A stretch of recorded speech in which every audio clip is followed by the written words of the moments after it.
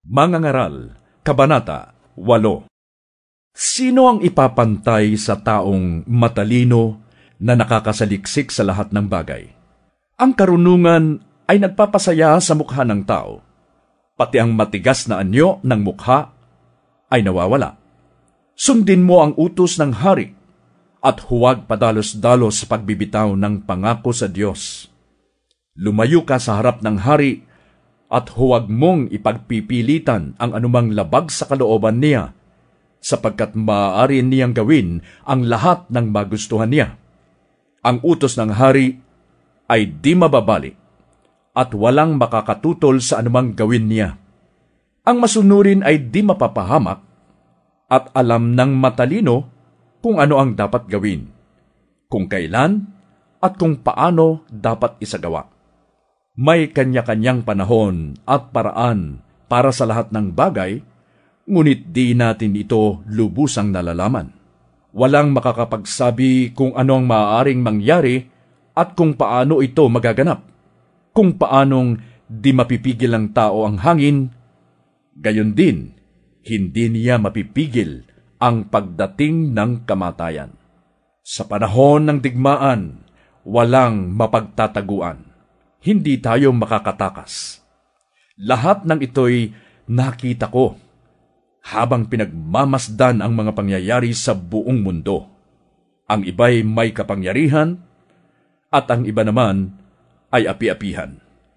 May nakita akong masasamang taong inilibing, ngunit pag-uwi ng mga nakipaglibing, ang masamang yaon ay pinupuri sa lugar na ginawan niya ng kasamaan. Ito man ay walang kabuluhan. Ang hatol sa kasamaan ay di agad iginagawad, kaya naman ang tao'y nawiwili sa paggawa ng masama. Kung sa bagay, daan-daan man ang kasamaang gawin ng masama, ay wala ring mawawala sa taong nabubuhay ng matuwid, pagkat siya'y may takot sa Diyos. Ngunit ang kasamaan ng masama ay di makakabuti sa kanya. Mamumuhay silang parang anino at maaga silang mamamatay sapagkat hindi sila natatakot sa Diyos. Narito pa ang isang bagay sa ibabaw ng lupa na walang kabuluhan.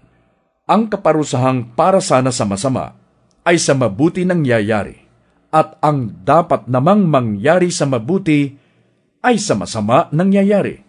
Sa palagay ko, ito man ay walang kabuluhan. Kaya para sa akin, ang tao'y dapat magpakasaya sa buhay.